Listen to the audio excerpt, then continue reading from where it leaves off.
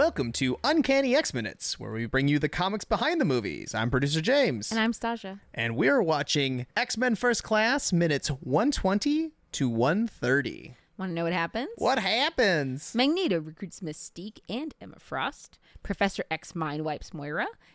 And he can't feel his legs, by the way. And then credits.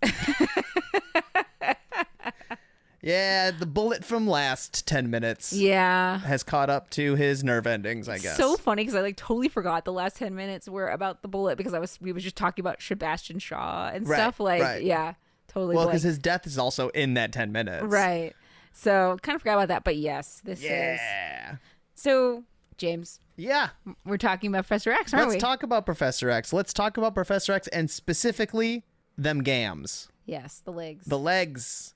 The Marvel Universe hates Professor X's legs. Honestly, there should be a free comic idea. They're putting it out there.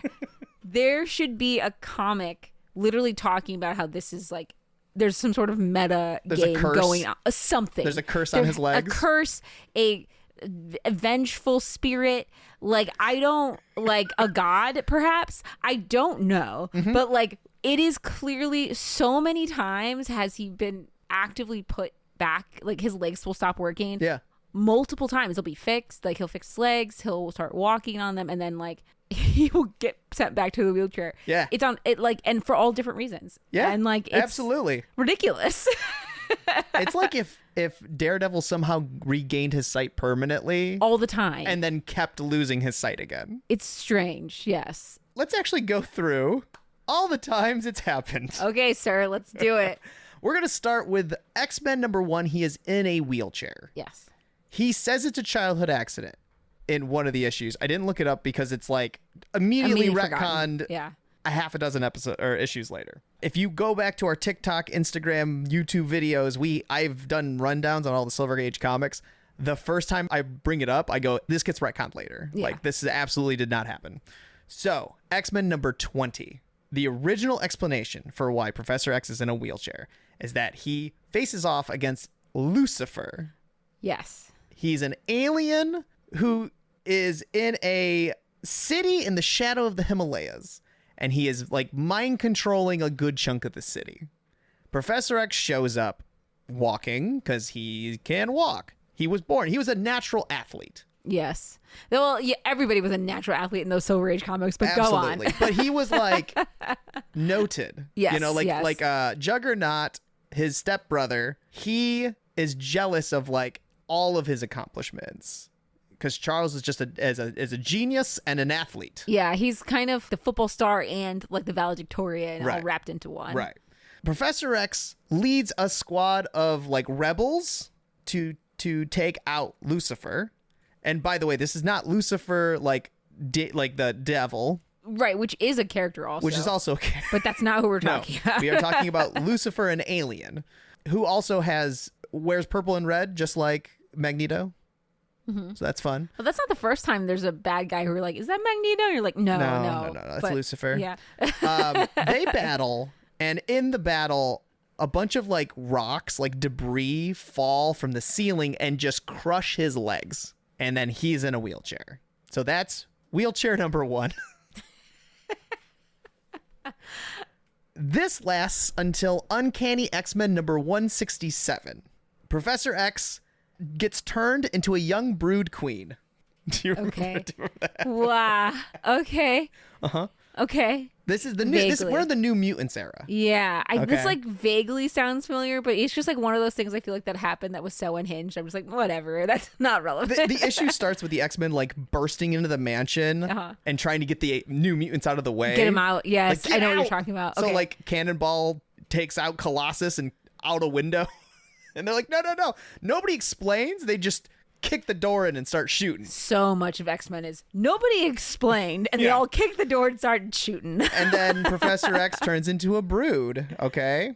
He still has, like, this brood talks. This brood has still the mind of Professor X, so when they all defeat it, Cyclops is like, I should be the one to take it out. Like, I've been here the longest with Professor X. Let me put him out of his misery. A thing that comes up again later in the comics, but go on. We'll come back to that. Put a pin in that one. Professor X is like, I'm holding it back as much as I can, do it now. And Cyclops can't do it. So what they do is they get the Starjammers. Do we all remember who the Starjammers are? That is Cyclops' dad. Yeah. Corsair is his space pirate name. Yeah. They're a bunch of space pirates. 70s space pirates. Yeah, you call him Corsair. We don't mess around with his real name. It's Corsair now. Moira McTaggart and Dr. Sikorsky. Do you know who Dr. Sikorsky of the Starjammers is? I probably would know the image. It's like a little robot that looks like a dragonfly. No. Okay, don't remember that. I don't read a ton of Starjammers, so that's just fair. Clone Professor X's body. Okay. And put his mind into the body. And this body can walk now. Right, because they just like genetically cloned him. Right. So, but it doesn't work right away, is the weird part. He does a lot of physical therapy. Like, they just kind of check in every once in a while. And they're like, you haven't walked for so long, your mind won't let you. Okay. So he has to retrain his body to walk again. Oh my God, this is so weird. Okay. The beginning of X-Men number 180. So we're talking 13 issues between new body and this issue I'm about to bring up. Starts with a montage of him playing basketball. I actually do remember that. Yeah, he's got the little shorts and the headband, and and it shows him being athletic again. Yeah. Okay. And happy. So happy. Yeah, this is important. His emotional feelings about the wheelchair is actually quite important. There's so many Silver Age comics where he's like brooding over the fact that he's in a wheelchair. Like he notedly actively hates it in a way that doesn't come through in the animated series. Like that's something they leave out. Oh yeah. I always assumed he was born that way. Yes. You know, like because you open the first issue, he's in a wheelchair. Just in a wheelchair. You're like, oh, he must have something. Because he has such a great mind, his body just does it. He doesn't have a great body. Like, but he does though. Well, because Professor X sometimes is such a weird self-insert. Like he has like those moments, right, where it's like the moments where he's like accidentally lusting after Jean Grey is one of them, and the other being like incidents like this, where like he's like kind of playing the romantic lead to nothing. Like it's a weird. Well, his romantic lead will end up being with other women. Like, right. Like Lilandra of the Shi'ar. Yes, the Shi'ar. Walking in 167, more likely 180. This continues until Uncanny X-Men number 280. Okay. So they gave it some time. Yeah. So we're talking the Muir Island Saga. Oh. Okay. Professor X has to battle with the Shadow King. And the Shadow King, if you've seen the show Legion, the Shadow King shows up in that. If you don't know who the Shadow King is, he is probably one of the most like powerful minds in the Marvel universe and is generally not with a body. Yes. I'm trying to remember if he shows up in any of the other media that we would cover, because we need to talk about the Shadow King at some point. We need a deep dive on the Shadow King. I think Legion's just about Legion. It. Wow, what a waste. Anyway, but that's the thing though. People don't know him. Like I think there's a lot of X-Men villains that people just don't know, but if you read them, you're like, ooh, but he's important. Yeah, I mean, Sinister, I feel like is similar. Yeah, like Sinister is iconic to me, but then people are like, I don't know who that is. And I'm like, no. Are you kidding me? But I mean, I think Shadow King has been in, like you said, the animated series. The animated series has had these villains. Sure. So unless you're like a big fan of the older stuff, you're not so not much. Gonna see that. Yeah. So basically, a lot of it's in the astral realm. Professor X is battling him in the astral realm, but the damage that he receives translates to his body. Okay? Okay. It's mirrored into his physical form, and now he is bound to a wheelchair once more. Yeah. You see why we say it's a curse. We're not even close to done. Nope. This goes on. I know of a couple of them we haven't touched on yet. What's the next one, James? This is a temporary one. A temporary bit of walking. Is this the Apocalypse? No. No, okay. Executioner Song, Uncanny X-Men number 297, Strife, who is Cable's clone. I almost said twin, not a twin. He's a clone. He is the lesser Cable. Yes. From the future, made by Sinister. Sinister clone. He shot Professor X with the TO virus, the techno-organic virus that ravages Cable. dressed as Cable. And he's pretending to be Cable. Correct, yeah. Yes, this is true. Apocalypse heals... I guess this is Apocalypse. So Apocalypse heals Professor X. I forgot that part. He heals it by running it through his system so fast it like burns out of him. A thing that like I don't think they ever use again. No, which is very funny. And they deal with the TO virus a lot. A lot, yeah. A byproduct of it is that he's able to walk for about a day. Yeah. Do you remember what he does with that time? Oh God, no, I don't. Does he play basketball? Does not play basketball again. It's even better. Okay. He ends up rollerblading with Jubilee. That actually is an excellent use of 24 hours of mobility. She's like, oh, you should totally put these on. And they have a fun time. That's actually incredible. I love that.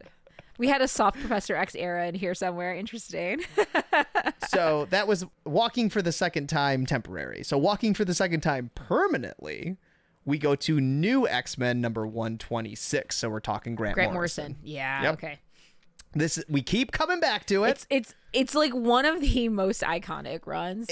And for our purposes, I've learned there's a lot of runs that the big stuff happens and it lasts. And that's what's more important. Yes. We probably have talked about this before, but Cassandra Nova took over Professor X's body. Yes. For a while. And part of the reason she could was nano sentinel technology. Okay? So during the final battle of this like arc that's going on, Zorn, who is not Magneto, but we thought it was. It's not. Well, hold on. Sorry. At this point, he's a Chinese mutant with a star for a head, and he has this big metal helmet. Yeah. That keeps all of it in. He heals people. Let me be clear. A star being like actively like physics star, not like a star shape. No, like a physical star. Like a star of for energy. A head. Yeah. So he can't take his helmet off. He heals Professor X, and this allows him to walk. Mm-hmm. Like he heals him of the nano sentinels. The wheelchair number 3 comes in new X-Men number 146. 20 issues later. It's always like 13 to 20. They're like about 15 issues go by and they're I mean, the one set of walking was a while. I guess that's true. Basically 180 to 280, about 100 issues he's walking. Yeah, that's a chunk. A big chunk. That's a chunk. We find out that Zorn was not Zorn. He was Magneto the whole time. So, kind of. Yes. But then yes. Before we get into that, Zorn does end up being a person, though. Yes. And there's also 2 Zorns at one point. I don't remember. I think there's Zorn with an X and Zorn with a Z. Yes. Oh my God. And Legion of X. Yeah. They both are there. Yes. To they both keep an eye on Legion to make sure he doesn't go wild. Mm-hmm. Basically, Magneto's like, I never healed you. I basically made the nano sentinels align so you could walk. And now I'm going to take them away. And he cripples the professor again. You know, like a little different than the movie, but I mean, it is Magneto. That's the closest one where Magneto actually had a hand in it. Right. And this was before that movie came out. So yeah, there you go. This isn't one of those where we talk about it and we're like, if you do the math, it's after the movie. So, But whatever. Down to Walking Again number 3. We're going to fast forward to X-Men Deadly Genesis number 5. If you remember it was the Darwin episode where we're talking about the secret X-Men that went into giant size X-Men to rescue the X-Men from Krakoa. And the Vulcan storyline at the end, Professor X shows up and they're like, oh my goodness, you're walking. And he goes, well, that's because of M-Day, where Scarlet Witch said no more mutants. Mm-hmm. The House of M storyline, when everything got put back, reality got put back. Yeah, it didn't really get put back so much as reconstituted by the Scarlet Witch. Exactly. Which is an important distinction. Well, for this reason, exactly, where he now can walk. Right. He could walk in House of M. Right. And now he can walk now. Right. He then is killed in X-Men versus Avengers number 11 by Cyclops. Here we go. There's that pin. There it is. Cyclops with the Phoenix Force. Yeah. We need to say he's under the influence of the full Phoenix Force, not the splintered one that the rest of the storyline had been. Yes. And he kills Professor X. Right.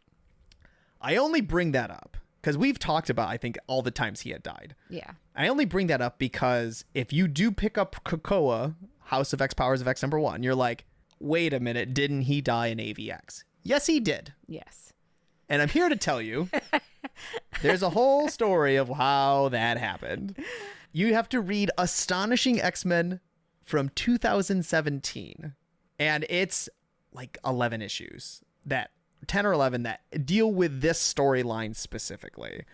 The rundown of the team in this book is Angel, Bishop, Rogue, Psylocke, Gambit, Old Man Logan, Mystique, and Phantom X. Guys, that lineup slaps. Yo, it's so good. It's also like a team that kind of gets slapdash together too. Yeah. It's not like we're off to a mission. Right, Phantom X, like, jeez. Yeah, we when you go back to our Weapon Plus program episode, you'll learn more about Phantom X. But he is basically a Weapon 13 or something. Something like that. I think he's 13. Doesn't matter. He's a gentleman thief with guns. A lot of guns. Lots of guns. And misdirection is his other thing. Yeah. Someone has psychically attacked like all psychics on Earth.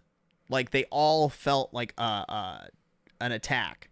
Psylocke specifically, they are in London, attacks a skyscraper with a huge butterfly because that's her deal. Like they're so sick. Her psychic emanations look like butterflies all the time. It's literally the best one. Sorry, I just love it so much. No, it's great. She ends up having a giant psychic, like a kaiju level psychic butterfly attacking a skyscraper. So they get her off of it, but then they're like, oh, we got to figure out what this is. So half the team stays to deal with the aftermath of the attack. And the other half goes into the astral plane to figure out what's going on. Turns out Professor X is there. The last we saw him, and we actually talked about it in the podcast, was he was in heaven. And Stasia called malarkey. Yeah. No way. They're letting anybody in up there. He talked to Nightcrawler for like a hot minute, and then he got kidnapped by the Shadow King again. Right. So we bringing him back. The Shadow King brings him into this like, it's not quite it's like the astral realm, but it's like a little pocket that he has a lot of control over. Yeah, they kind of have similar stuff in Krakoa where they have these little pocket like spaces, and it's So he ripped him from the afterlife and he kept him there, and he's trying to communicate with the X-Men while also like mentally battling the Shadow King, but like in more of a so a lot of times when they battle, Professor X has this like knight persona that he often has. It looks like almost like a gladiator helmet and swords, and this one he is like tied up, and it's like a chess match sort of thing as opposed to like a real physical fight. The whole battle is around like his X-Men actually being in the astral realm. Yada yada yada. They fight a bunch.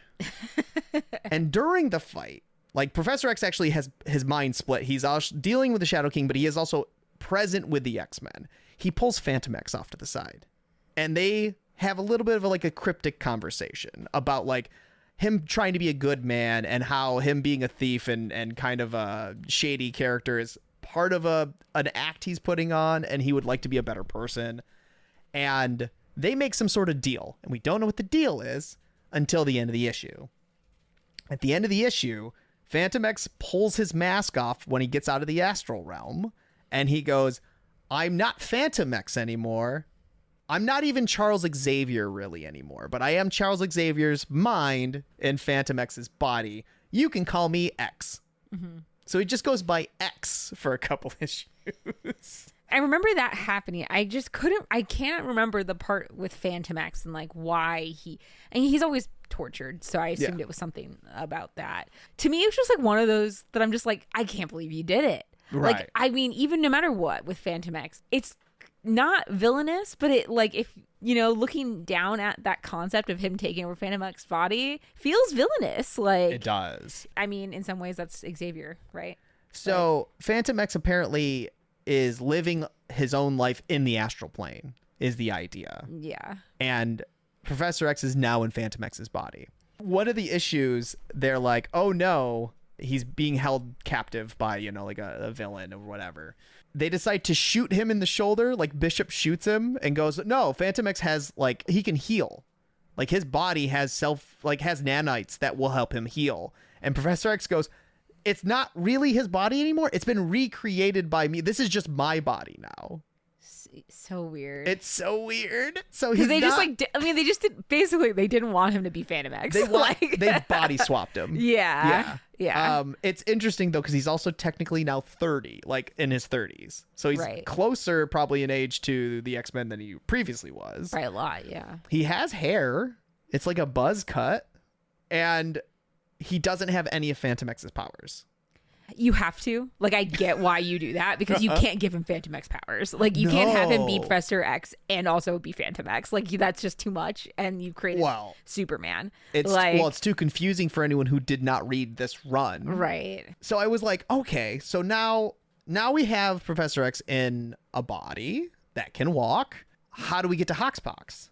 There is nothing. No, nothing. There is no explanation. There is no real comic book that is between Astonishing X-Men and Hoxpox. Yeah.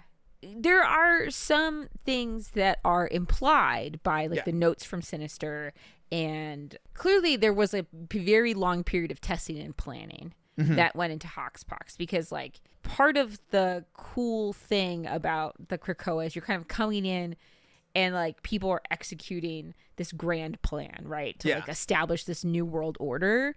You're kind of coming in after all the things have been figured out and they're just kind of smooth sailing kind of right at the beginning. Like you're just watching this ascent. That's why it's such a good spot to join, to read. There's just nothing before it. And that's what helps make it not, you can jump in too, right? Is that there's not really a ton of explanation, but you're okay, but they've clearly been planning this has clearly been going on for a little bit. You could make an argument if you wanted to no prize this that I would bet that Professor X probably tested the Krakoa protocol on himself before we get to Hoxpox. Could be. I'm pretty sure I would argue that probably. Yeah. They really get him out of Phantom X's mixed up body. You can just start fresh, basically. Yeah, I know he's been cloned in Krakoa, so he's been out of that body now.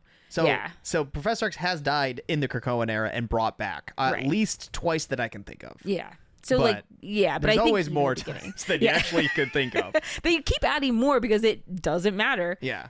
Phantom X, he has shown up post Krakoa. Okay. There was no to be oh, great that everything I explained, we just don't talk about that. Yeah.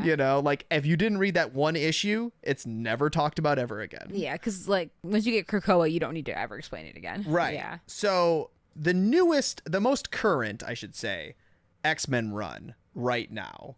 Post Krakoa, there's a team of X-Men that went to Alaska and started a base in an old Sentinel factory. Obviously, because it's Alaska, Cyclops is the lead. Obviously. The team right now is great. It's Cyclops, Beast. Go back to our Beast episode because it's not that Beast. Yep. It's the new Beast. That's the old Beast. Magneto, Psylocke, Kid Omega. Oh my God. Temper, who was Edie from Wolverine and the X-Men. Oh, yes. Oh my gosh, I forgot she has a new coat. Powers. Her new code name is Temper because that's the hot and anyway. Magic and Juggernaut.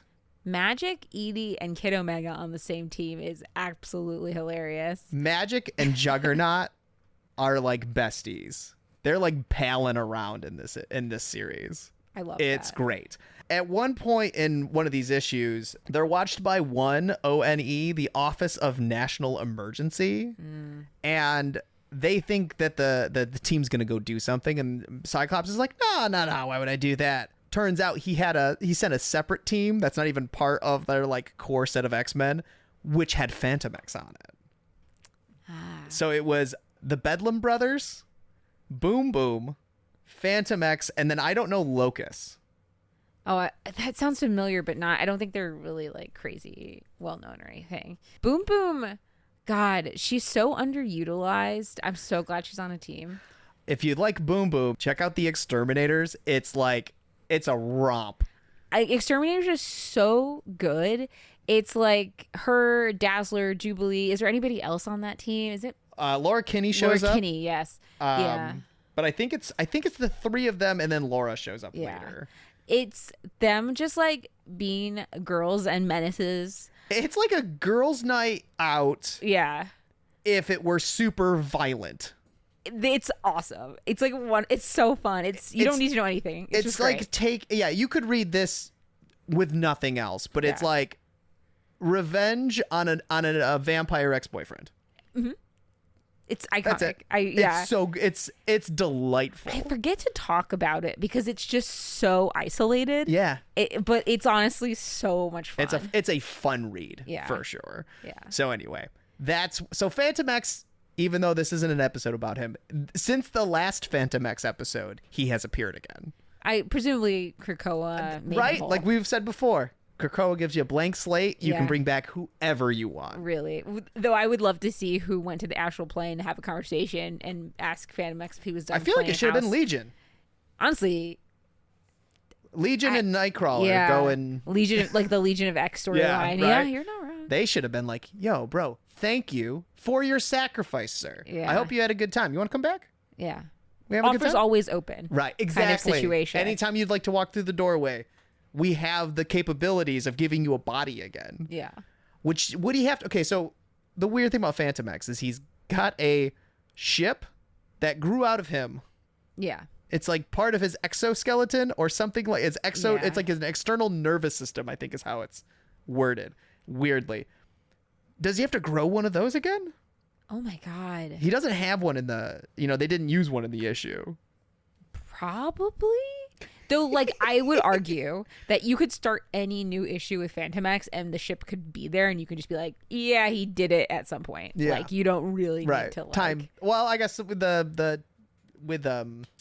Tempest or whoever's the woman that does all the time manipulation for... Legion. For the Krakoan protocols. Yeah. She could also just do it for that. Yeah. The Krakoan protocols can also bring back the ship. Work. A lot of work. But none of that work is to give Professor X his hair back. He chooses. I think oh my God. He grew a beard. He did grow a beard. He did not have hair. But I feel like there was a throwaway joke in one of the issues where, like, he asked them to just always do that. Like, I swear there was one. It's right up there with, I think it was one of the sheets in the middle of an issue. Yeah. Where Kid Omega keeps asking for upgrades. Yes, on for his body. Yeah. That was iconic. It's like, I got some notes about... And they were getting sick of all of his requests because they're, like, super long. It's so funny. That's the Kid Omega energy I need. Exactly. Like, that's like really, because he's psychic too. So he's just like, don't be lazy. I know you can do this. Like, so funny. So there you go. That's all of the Professor X's in and out of wheelchairs, and a little bonus at the end of him walking again. Yeah, absolutely. I'm producer James. And I'm Stasia. And we'll see you for the next Ed.